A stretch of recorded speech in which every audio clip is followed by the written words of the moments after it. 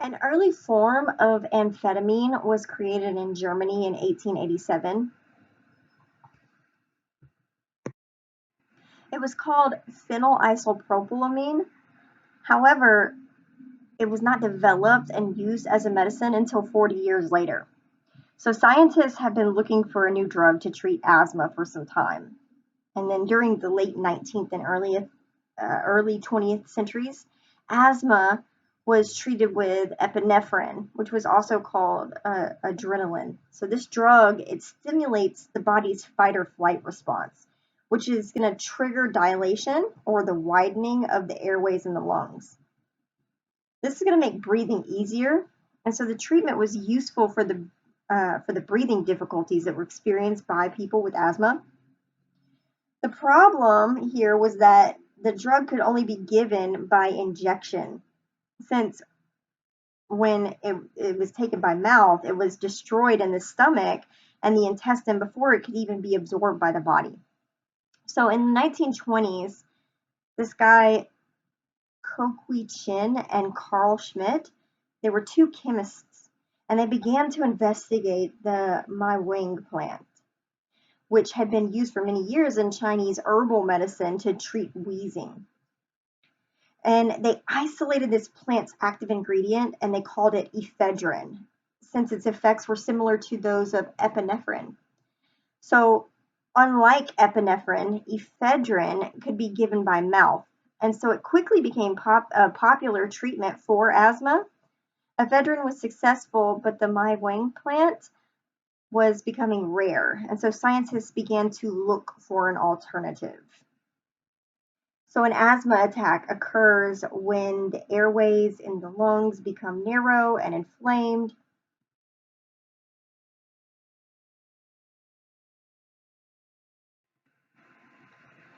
So we get this fight or flight response. This is an ancient response that we've inherited from our hunter gatherer ancestors. It's the body's way of preparing us for danger. In times of fear and distress, the body's going to release the hormone epinephrine, which is going to trigger that fight or flight response. And that epinephrine is going to speed up the heart so that it pumps more blood to the muscles in the arms and the legs just to give them greater strength. Epinephrine also is going to cause the airways in the lungs to dilate or widen so that the breathing might be faster and deeper. This is going to enable the person to move more quickly. So the idea is that faced with something like a saber-toothed tiger or an axe wielding maniac, the body is going to react by becoming ready to fight or to take flight, running fast enough to escape. So again, an asthma attack occurs when the airway in the lungs becomes narrow and inflamed, and asthma is still a common illness that can be painful and debilitating. And so scientists are eager to find a treatment. So in 1927, there was a research chemist named Gordon Ailes, and he was looking for ways to synthesize this ephedrine when he discovered a compound that worked in a similar way. The compound was called alpha methylphenylethylamine, and Alice shortened it to amphetamine. He found that amphetamine raised the blood pressure, increased the heart rate, and it caused that same widening of the airways. He also noticed that it made people less tired, it increased their alertness, and it gave them a sense of euphoria. It could also be taken by mouth or inhaled straight into the lungs. In 1932, amphetamine was marketed as Benzedrine, and it was over the counter or what we call non prescription treatment for asthma or hay fever or even colds. And this treatment came in the form of an inhaler, which is pictured here. So this was a device that could be held up to the mouth so that the Benzedrine vapors could be inhaled. Benzedrine quickly becomes popular as its side effects of the alertness and the euphoria become more widely known.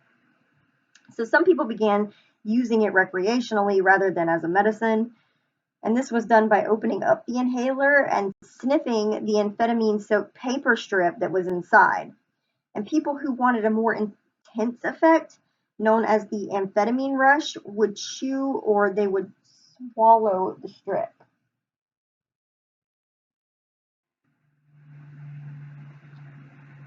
So students might try to keep themselves awake until very late at night to study for exam. So using this inhaler's contents became particularly popular among college students. In addition to using it to get high, they also found that it had another purpose. They found that by using Benzedrine, they were able to stay awake all night studying. They also felt it helped them to concentrate, so it became a very popular drug at exam time. So by the late 1930s, amphetamines were available in pill form. Amphetamine-based products were still being used to treat a variety of conditions like depression and fatigue and obesity. And amphetamine was particularly effective in treating narcolepsy, which is a condition in which the person just suddenly falls asleep at various times during the day. So the treatment relied on the fact that amphetamine-based drugs would keep people alert and awake during the day. The idea was that they would then be so tired at night that they would sleep for long enough that they would not need to sleep or fall asleep during the next day. Narcolepsy is quite rare, but it's sometimes treated with an amphetamine. So in 1937, an American doctor named Charles Bradley, he wrote an article for the American Journal of Psychiatry about the effects of amphetamines on children with behavior and attention problems, which is known as attention deficit hyperactivity disorder or ADHD. He noticed that the drug Benzedrine seemed to improve these children's behavior and their achievement at school. So more research was carried out, and then in a number of studies, the amphetamine-based drug Ritalin was found to be effective in treating this disorder. So Ritalin became available in 1957 for the treatment of ADHD.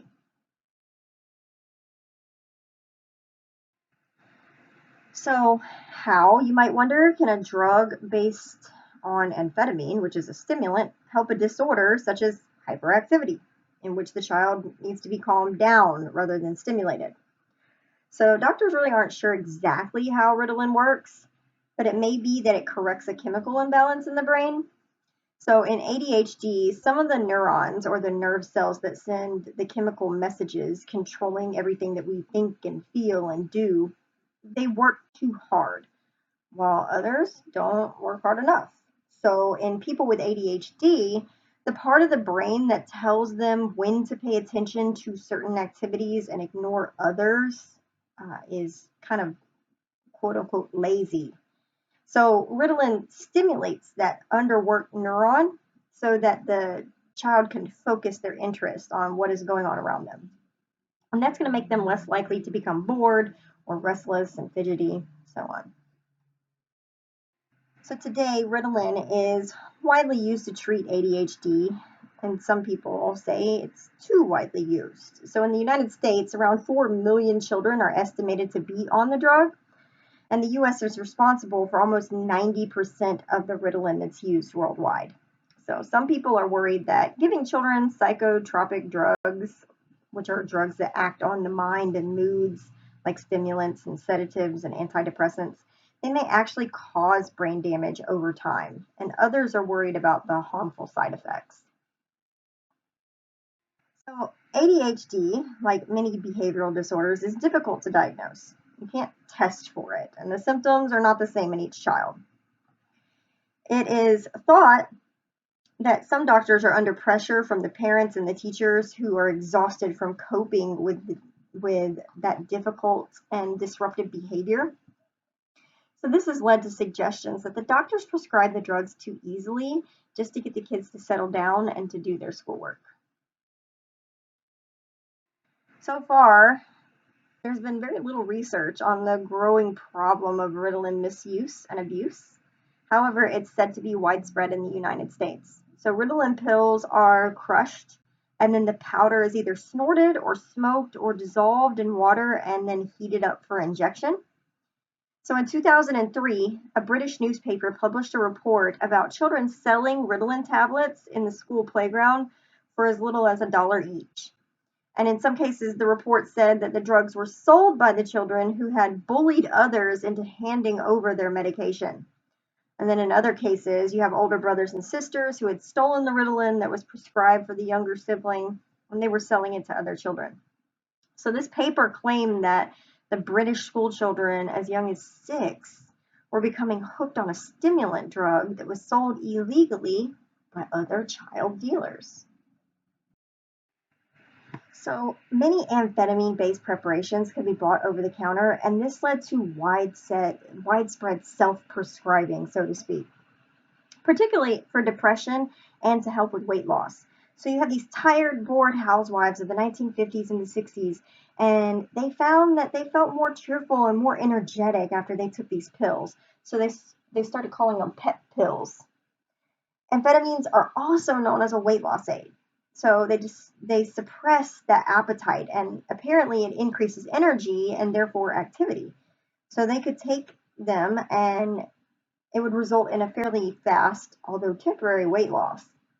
So the side effects of long-term amphetamine use are mood swings, extreme fatigue, depression, which led to many people becoming dependent on the drug. They relied on further doses to relieve those unpleasant symptoms. And those unpleasant symptoms were in fact being created by the amphetamines in the first place. So then it became a prescription-only drug in 1965 in the US. This meant that it became illegal to possess the drug if it had not been prescribed by a doctor. So in Sweden, you get this widespread non-medical use of amphetamines that led to them being made prescription only as early as 1939. And even when you could only get amphetamines if your doctor gave you a prescription, they were seen as a quick fix for weight loss problems. So doctors were under pressure to supply prescriptions to people, mainly women, who were not particularly overweight. Until quite recently, amphetamine-based drugs were still used in the US to treat obesity. So in 1946, amphetamines were the #1 prescribed medicine in the UK for 39 different ailments, including seasickness, migraines, impotence, and fatigue. So this guy named Charles, he was a retired family doctor. He said, I certainly prescribed amphetamines for my patients in the 1940s and 50s, and I know my colleagues did too. There were a number of amphetamine-based drugs that we could give for depression, fatigue, and nerve problems, what we call stress these days. Patients would come in and say that they needed a tonic or a pick-me-up, and these drugs seemed to do the trick at first. Later, we became aware of the side effects: headaches, sleeplessness, mood swings, irritability, and depression. The very thing that the drug was supposed to treat. They offered temporary relief, but then the symptoms would return within a few more besides. So many young women wanted the drugs for weight loss. They worked, but the weight loss was only temporary, and then the women would usually end up heavier than before. The worst thing was that so many patients became dependent, and amphetamines ruined a lot of lives in those days. So amphetamines, they were widely used in World War II to keep soldiers and pilots awake and alert during long periods of combat. They also relieved that war weariness, sometimes known as battle fatigue. So after taking amphetamines, these fighting men could walk for longer, run faster, and they could continue for longer without food. So Adolf Hitler, the German dictator and Nazi leader, is said to have been on daily amphetamine injections during the war. Addiction became a huge problem among the US, the British, the German, and the Japanese soldiers and pilots. So in Japan, immediately after World War II, supplies of methamphetamine that had been stored for military use became available to the public. So the practice of injecting methamphetamine then became more common among the general population, as well as among a lot of the servicemen who had become addicted. And in Japan, just after the war, 5% of the population aged 15 to 25, was dependent on the drug. So the US soldiers who were given amphetamines during the Korean War, which is 1950 to 53, and then again in the Vietnam War in 54 to 76, the US Air Force continued to prescribe amphetamine pills, which were known as go pills, to combat pilots in what the military was describing as small controlled doses until 1993. So this practice was banned after there were reports of crews who had become addicted during the first Gulf War, 1990 to 1991. However, in recent years, this practice has been quietly reintroduced. So in 2003, two US pilots involved in a friendly fire incident in Afghanistan that killed 4 Canadian soldiers were revealed to have been given go pills by the Air Force. So because of the danger that the use of amphetamines is strictly banned for commercial airline pilots, but the military argues that it's a useful medical tool for pilots in combat. Even when the amphetamines were no longer being prescribed in these ways, the drugs were still popular with the young people who used them recreational, from the scooter riding mods of the 1960s to the punks in the 1970s and the 80s. Amphetamines are still used as a recreational drug today, particularly among the people who go to clubs.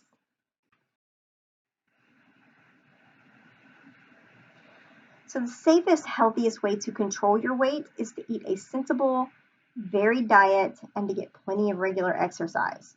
You should try to eat a lot of fresh fruit and vegetables. These are going to be a good source of vitamins and minerals, which are going to help you to protect your body against illness. You should eat whole grain carbohydrates like whole wheat bread. You also need to eat a couple of portions of protein like meat and fish or nuts for that healthy growth and repair, and a similar amount of dairy products like cheese or milk, which are good sources of calcium for healthy bones.